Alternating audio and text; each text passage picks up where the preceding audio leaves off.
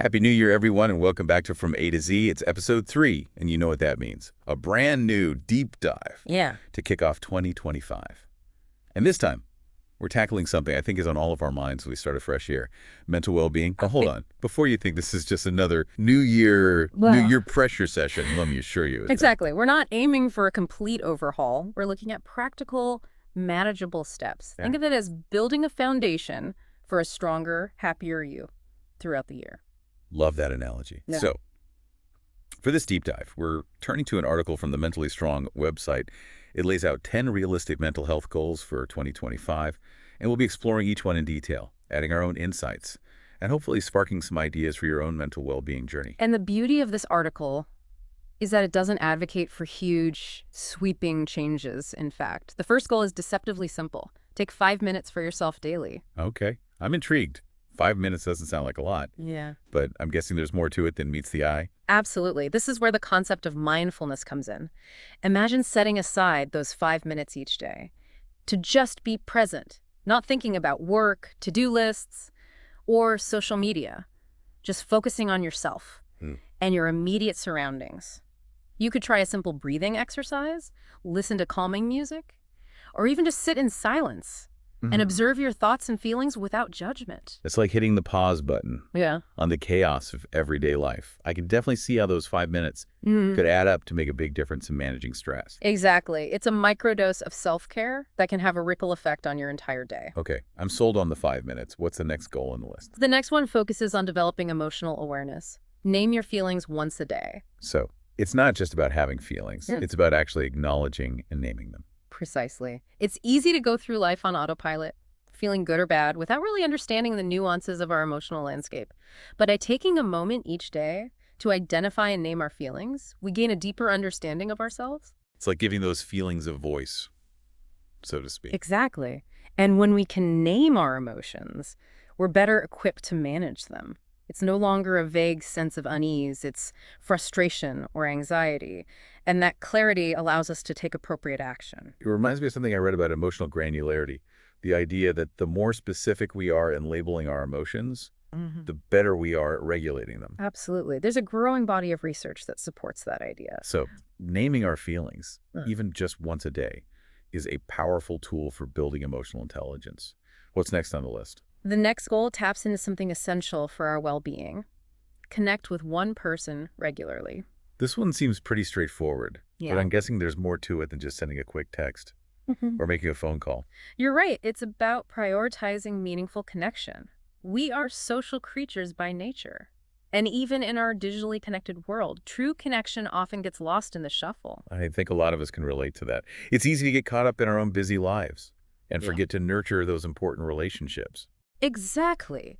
But even a small effort to connect, whether it's a phone call with a friend, a coffee date with a family member, or even just a heartfelt text message, can have a huge impact on our mood and sense of belonging. It's a reminder that we're not alone in this journey. We all need that support system, especially when it comes to our mental well-being. Okay, I'm curious about the next goal on the list. What is it? This one might resonate with those of us who lead busy lives. Move your body, even a little. Okay, I have to admit, sometimes the thought of a full workout can feel overwhelming. I hear you. But this goal isn't about strenuous exercise. It's about incorporating small bursts of movement into your day. It could be a 15-minute walk, a few stretches at your desk, or even just dancing to your favorite song for a few minutes. I love that. It takes the pressure off Yeah. and makes it more achievable. Plus, Yeah. there's something about moving your body that just shifts your energy and perspective. Right. Even those small doses of movement can release endorphins, reduce stress, and improve your mood. And over time, they can even motivate you to incorporate more sustained exercise into your routine. It's like a gateway to a healthier lifestyle. All right, let's keep this momentum going. What's the next goal? The next one is all about prioritizing self-care. Do one kind thing for yourself daily.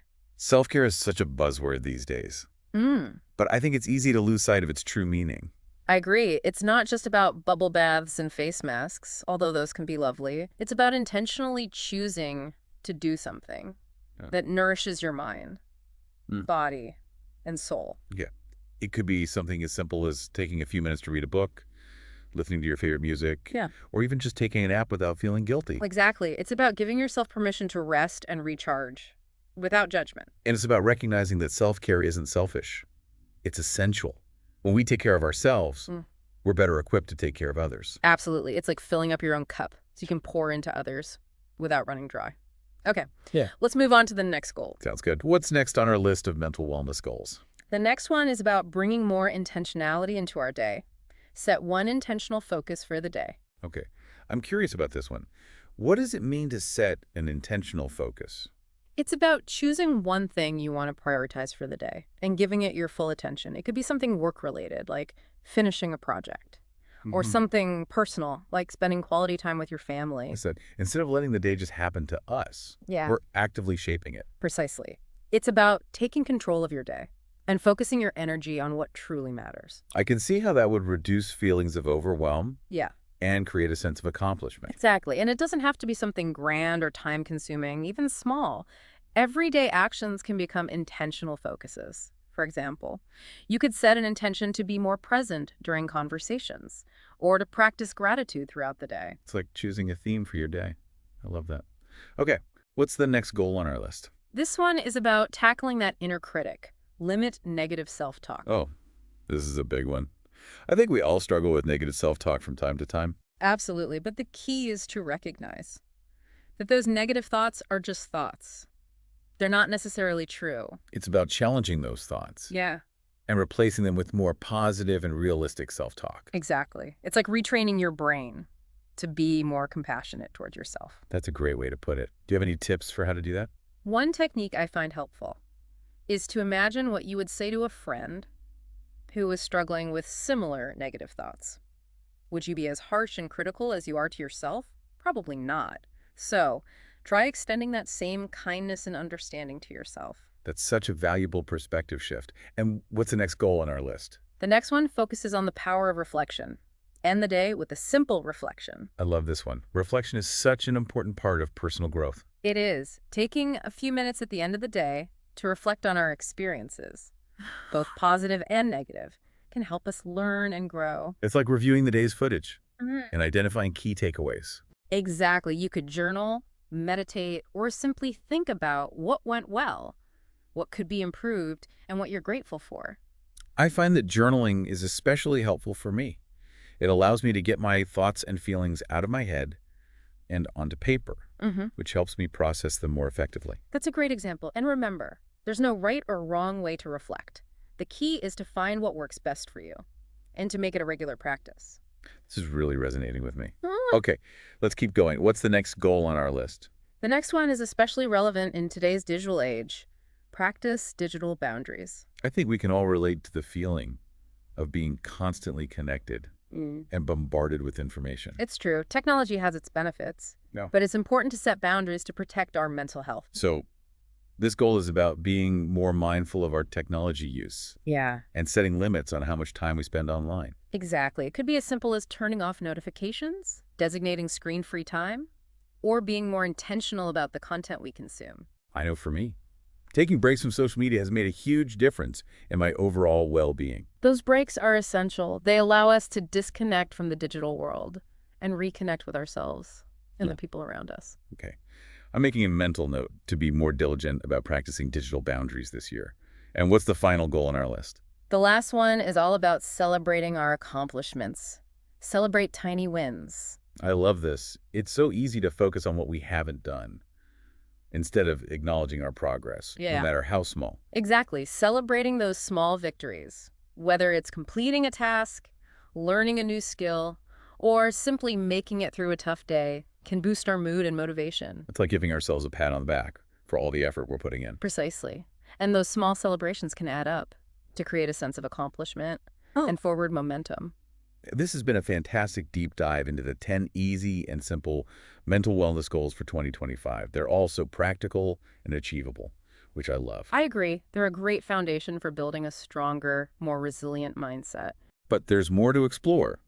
The article also outlines 10 long-term goals for mental health, which we'll dive into in the next part of our deep dive. These long-term goals build on the foundation we've just discussed, offering a roadmap for deeper personal growth and transformation. So, stay tuned for part 2 of our episode, where we'll delve into these long-term goals and explore how they can help us create lasting positive change in our lives. Welcome back to From A to Z. We're continuing our deep dive into realistic mental health goals for 2025. Moving on to some long-term strategies for building lasting well-being. Yes, and these long-term goals are super intriguing to me because they really get to the heart of what it means to cultivate a strong and healthy mindset. The first one on the list is create self-compassion and self-awareness. These two qualities are foundational for lasting change. Self-compassion is about treating ourselves with the same kindness and understanding we would offer a friend, recognizing that we're all human and we all make mistakes. It's about letting go of that harsh inner critic and embracing a more gentle and supportive inner voice. It's so easy to be hard on ourselves, especially when we're striving for self-improvement. But it sounds like self-compassion is about recognizing that true growth comes from a place of kindness, not judgment. Exactly. And self-awareness goes hand in hand with self-compassion. It's about paying attention to our thoughts, emotions, and behaviors without judgment. It's like becoming an observer of our own minds, noticing patterns and triggers, and understanding how our past experiences might be influencing our present reactions. I think that's a key point, recognizing that our past experiences can shape our present-day thoughts and feelings. Mm. But how do we actually develop self-awareness? It sounds like a pretty abstract concept. One practical way to cultivate self-awareness is through mindfulness practices. When we take the time to sit in silence and observe our thoughts and feelings, we start to notice patterns and gain a deeper understanding of our inner landscape. That makes sense. It's like taking a step back to gain a clearer perspective on ourselves. Okay, what's the next long-term goal on the list? So the next one is about setting healthy boundaries, strengthen boundaries. Boundaries are such an important part of any healthy relationship, but I think we often forget to apply them to ourselves. You're right. Boundaries are essential for protecting our mental and emotional energy. They're about saying no when we need to, prioritizing our own needs, and communicating those needs to others. Setting boundaries can be challenging, especially when we're used to people-pleasing or putting others' needs before our own. It's definitely a skill that takes practice, but the more we assert our boundaries, the more confident and empowered we become. Do you have any tips for how to start setting boundaries? One helpful technique is to start small. Instead of trying to overhaul all your boundaries at once, focus on one area where you feel particularly drained or overwhelmed. For example, if you constantly feel obligated to say yes to social invitations, even when you're exhausted, try declining a few and see how it feels. That's a great starting point. It's about giving ourselves permission to prioritize our well-being. Okay, what's the next long-term goal on our list? This one is about understanding our emotional patterns. Identify core connections and emotional triggers. This sounds like it's going deeper into that idea of self-awareness we were talking about earlier. It is. It's about recognizing how our past experiences might be influencing our present emotions and behaviors. For example, if someone has a fear of public speaking, it might stem from a childhood experience where they were ridiculed or humiliated in front of others. So by understanding those core connections and triggers, we can start to heal and move forward. Exactly. It's about getting insight into the root causes of our emotional responses so we can develop healthier coping mechanisms. This is fascinating stuff. Yeah. Okay, what's the next long-term goal on our list? This one is all about self-care, but with a more personalized approach. Develop a personalized self-care routine. I love this. Self-care isn't one size fits all.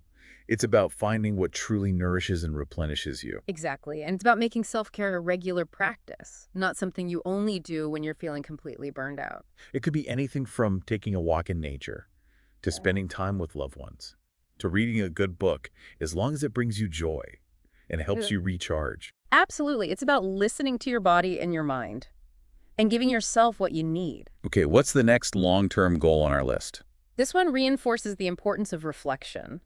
Practice regular self-reflection. This is another one of those practices that seems simple, but is so powerful. It's about taking time to check in with yourself and assess your progress, whether it's through journaling, meditation, or simply taking a few minutes each day to reflect on your thoughts and feelings. Exactly. Regular self-reflection helps us stay connected to our values and make adjustments as needed. It's like taking a step back to gain a clearer perspective. I think it's easy to get caught up in the day-to-day and lose sight of the bigger picture.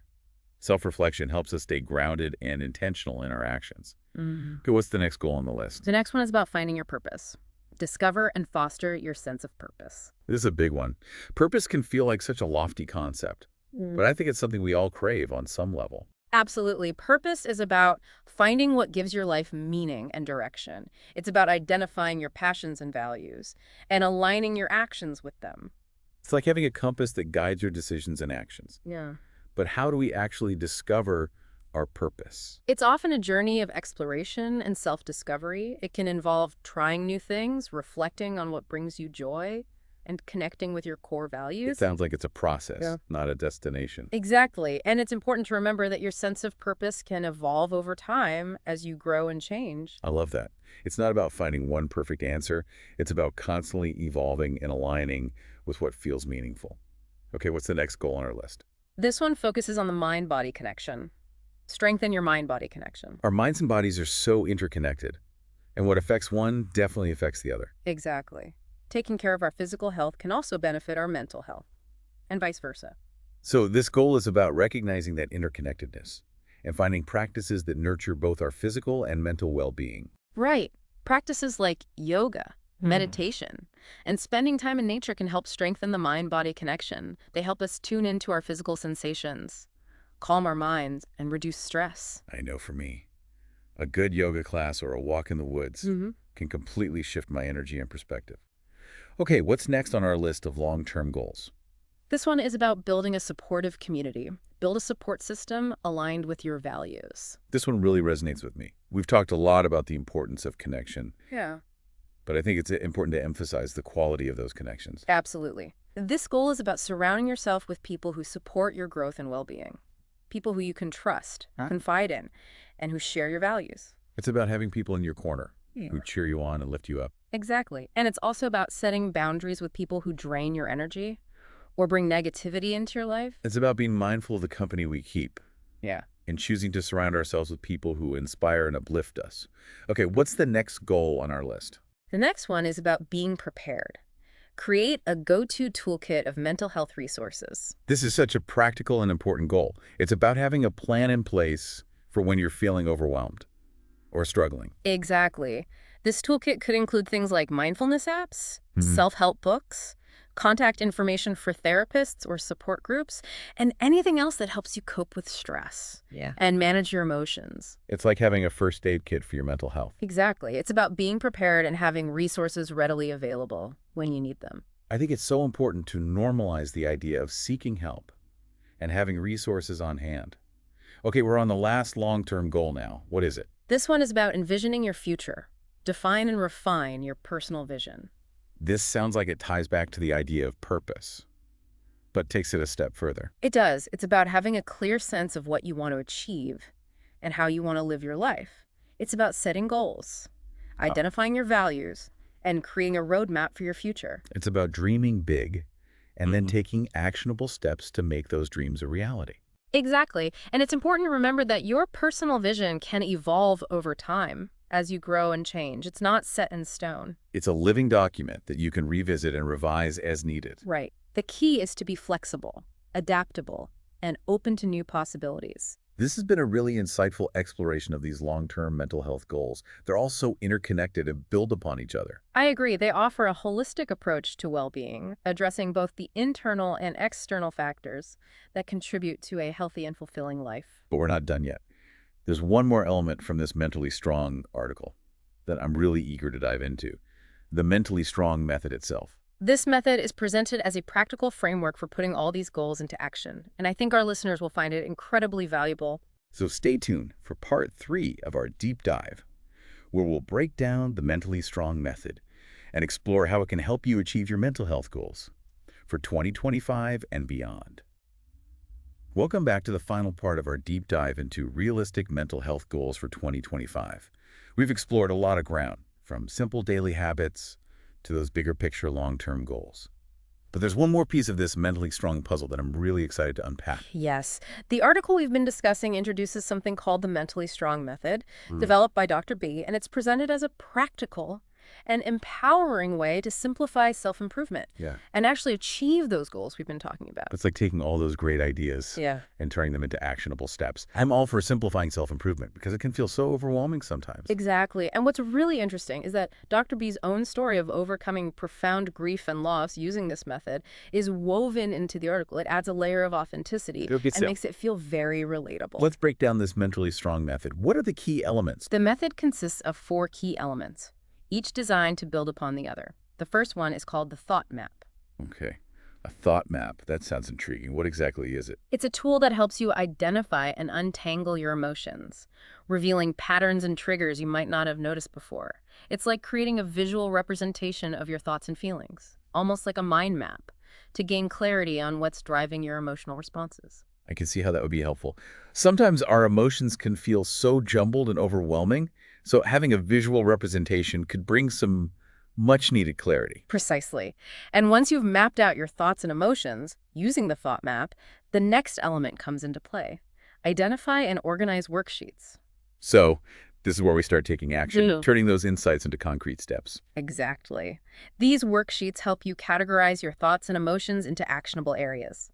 Instead of feeling overwhelmed by everything at once, you can break down the process into manageable chunks and focus on specific areas where you want to make changes. I love that. It's all about creating structure and making self-improvement feel less daunting. What's the next element in the mentally strong method?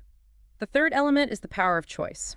This one really emphasizes that we have the power to choose how we respond to our thoughts and feelings. We're not victims of our circumstances. We have the ability to make conscious choices that align with our values and goals. This reminds me of the idea that between stimulus and response, there is a space. It's in that space Yeah, that we have the power to choose. exactly. And the mentally strong method provides tools and techniques to help us expand that space Right. and make more mindful choices. So it's not about suppressing or denying our emotions. It's about recognizing them, acknowledging them, and then choosing how we want to respond to them. Precisely. And the final element of the mentally strong method is personal vision.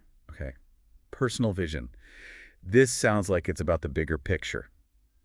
Our hopes and dreams for the future. You're right. Your personal vision is like a roadmap for your life. It's about defining what you want to achieve and how you want to live. It gives you direction and helps you stay motivated, even when things get tough. I can see how having that clear vision would be incredibly powerful. It's like having a North Star to guide you. Exactly. And it's important to remember that your personal vision can evolve over time. It's not set in stone. As you grow and change, your vision for the future might shift as well. That makes sense. Life is all about growth and evolution.